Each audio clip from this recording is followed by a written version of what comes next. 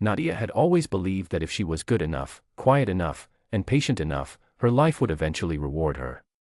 She had grown up watching her mother keep a clean home, speak in soft tones, and never ask for too much.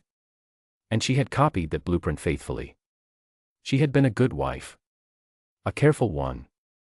The kind of wife who remembered her husband's coffee order, who never raised her voice, who always said "we" instead of "I." But on a cold Wednesday morning in October, sitting in a small medical office that smelled like antiseptic and worry, Nadia learned that none of that goodness was going to protect her. The doctor's voice was gentle. The words were not. Primary ovarian insufficiency. It means, the doctor explained, that her body was unlikely to produce eggs the way it should. It did not mean impossible, he said carefully. But it meant difficult. It meant uncertain. It meant that the one thing Marcus's family had been quietly, relentlessly asking about since the wedding would now be replaced by the word, probably not. She drove home in complete silence. She did not cry in the car, because she had learned long ago that crying while driving was dangerous, and Nadia was always careful. She sat in the parking space outside their house for 11 minutes before she walked inside. Marcus was in the kitchen. She told him everything, clearly and calmly, the way she always delivered difficult information, with facts first and feelings folded up small in the back of her voice. He listened. He nodded. He said, "We'll figure something out." But his eyes, which she had spent 5 years learning to read, said something different. They said, "I need to call my mother." And he did. The weeks that followed were quiet in the wrong way. The kind of quiet that is not peace, but waiting. Eleanor Reeve, Marcus's mother, came for dinner one Sunday and said very little. She complimented the food. She asked about Nadia's work. She hugged Nadia at the door when she left, and her arms were perfectly warm, and Nadia felt chilled for an hour afterward. 3 weeks later, a lawyer's envelope arrived on a Tuesday morning with the divorce papers inside. Nadia read them twice. Then she signed them. She did not throw things or scream or demand an explanation. She asked Marcus, very quietly, if this was what he truly wanted. He looked at the floor and said that his family needed him to think about the future. And she understood, in that moment, that she had never really been a person to these people. She had been a plan. And when the plan changed, she was set aside. She was out of the house within a month, carrying 2 suitcases and a box of books, and she moved into a small apartment with thin walls and a window that faced a brick building. It was nothing like the life she had built. But it was hers. Her best friend Cora came over that first night with soup and bread and no intention of leaving before midnight. She sat on the kitchen floor because there was no furniture yet, and she said, "I always thought Marcus had the emotional depth of a parking ticket." Nadia laughed for the first time in weeks. It sounded strange in the empty apartment, like a sound that had been waiting for permission. She got a new job. Translation work at a firm that handled international business contracts. It was exactly the kind of work she was good at, listening carefully, reading between lines, choosing words that carried the right weight. She was fluent in 4 languages, and in all 4 of them she was precise. The work asked everything of her, and she was grateful to have something that needed everything she had. She woke up each morning and made a list of small things: buy curtains, learn the coffee shop on the corner, reply to Cora, walk farther than yesterday. She did not make plans that stretched too far ahead. She stayed close to the present. The present, at least, she could manage. It was 4 months later when her manager called her into his office and told her they had been retained by a private firm to provide translation services for a major international contract negotiation. The meeting would be attended by senior figures on both sides. Her manager said it was a high-profile client, and he needed his best person in that room. She said she would be there. No one told her, until she was already seated at the long table with her notepad and her earpiece, that the man at the head of the table was Dominic Vale. She knew the name. Most people in the city did, though not always from sources they would admit to. Dominic Vale was 40 years old, the head of a business empire that had its hands in private security, international logistics, and several other industries that rarely made the news. He was known for being impossible to read, impossible to rush, and impossible to walk away from in a negotiation. He came into the room the way certain people do, not loudly, not with any particular performance, but in a way that made everyone else slightly more aware of their posture. He sat down. He opened a folder. He did not look at Nadia. The meeting began. 2 hours in, during a discussion about penalty clauses in a supply contract written in Italian, the opposing counsel made a translation that was almost right. Close enough that most people in the room would never catch it. But almost right, in a legal document, means entirely wrong. Nadia raised her hand. The room turned. She felt the weight of the attention, including his, and she held it steadily. The clause doesn't say, in the event of delay. The original wording is, in the event of preventable delay. That distinction changes the liability window significantly. Silence. Then Dominic Vale looked at her. Not the polite, quick glance of someone noting a useful detail. A real look, unhurried and direct, as though he were seeing something he had not expected to find in this room. Correct, he said. And they moved on. After the meeting, as people gathered their papers and the room slowly emptied, a man in a gray suit approached her. He worked for Dominic Vale, he explained, and Mr. Vale would like to offer her a private contract. Personal translation services for ongoing international dealings. The number he named was twice her current salary. She asked for 24 hours to think about it. She took 18. Then she said yes. Working for Dominic Vale was unlike anything she had done before. She was flown to meetings in Geneva and Milan and once to a quiet hotel in Lisbon where the negotiation lasted 3 days and ended with everyone shaking hands in a corridor at 2 in the morning. She sat in rooms full of people who assumed the quiet woman with the notepad was decoration, and she let them assume it, because that was useful, and Nadia had always known how to be useful in ways people did not expect. He never treated her that way. He introduced her by name. When she spoke, he listened. When she corrected someone, he never looked embarrassed on her behalf, he simply adjusted and moved forward. She was not used to that. It took her a while to understand what felt different about it, and when she did, the understanding was a little painful. He treated her like her mind was the point. Not a bonus.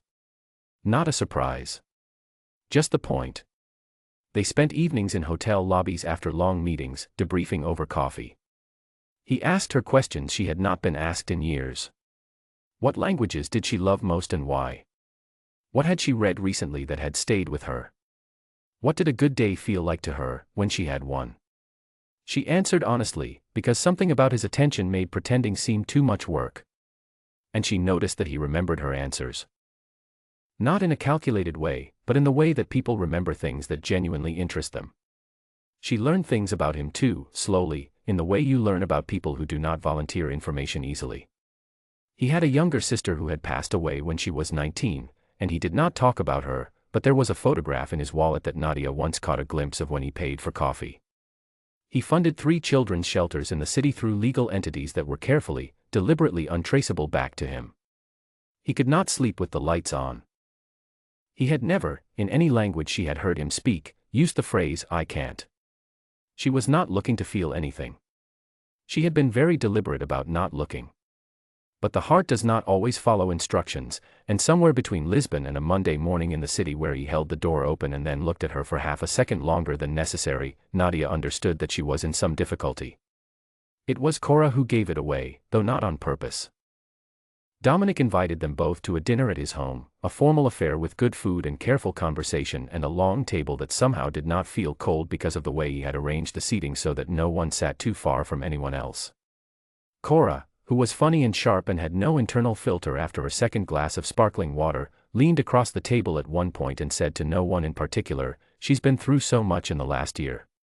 The whole thing with Marcus, the reason they split up, it really broke something in her for a while." The table went still in the way tables go still when something true has been said too loudly.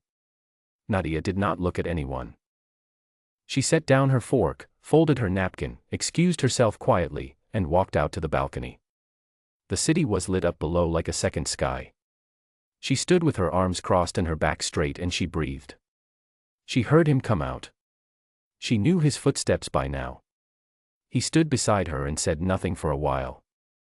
Then, "Did you think it would change how I see you?" She turned to look at him. "I didn't think it was your business to know," she said. Which was honest.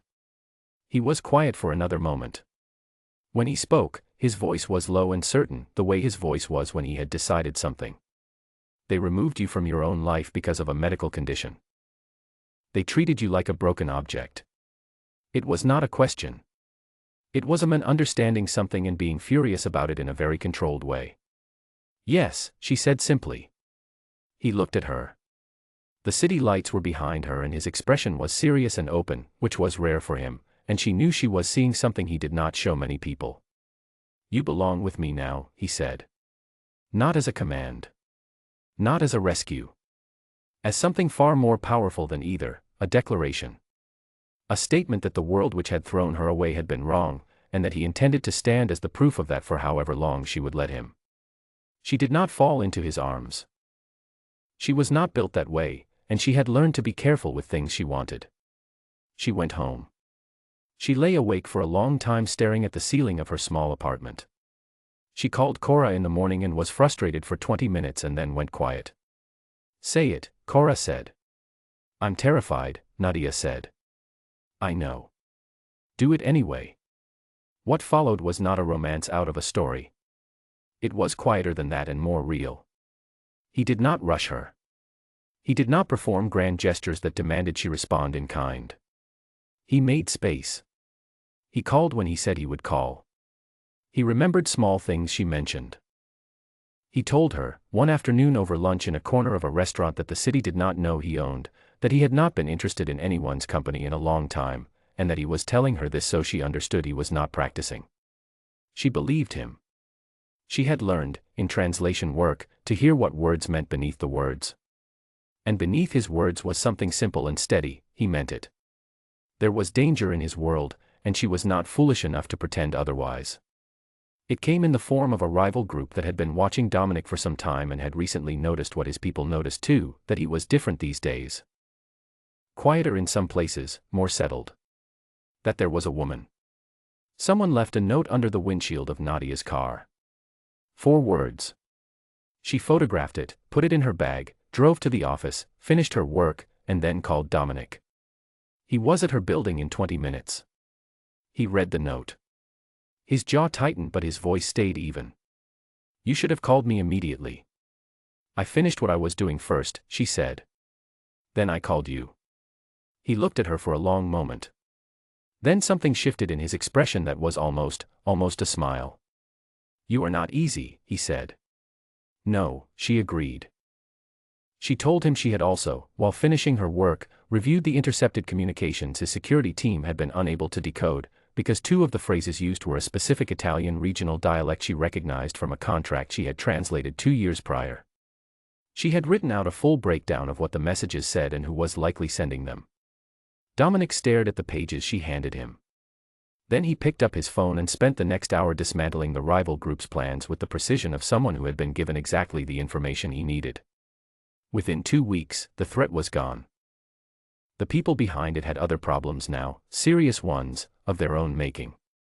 And Nadia bought a new plant for her apartment and put it on the windowsill and thought, I am all right.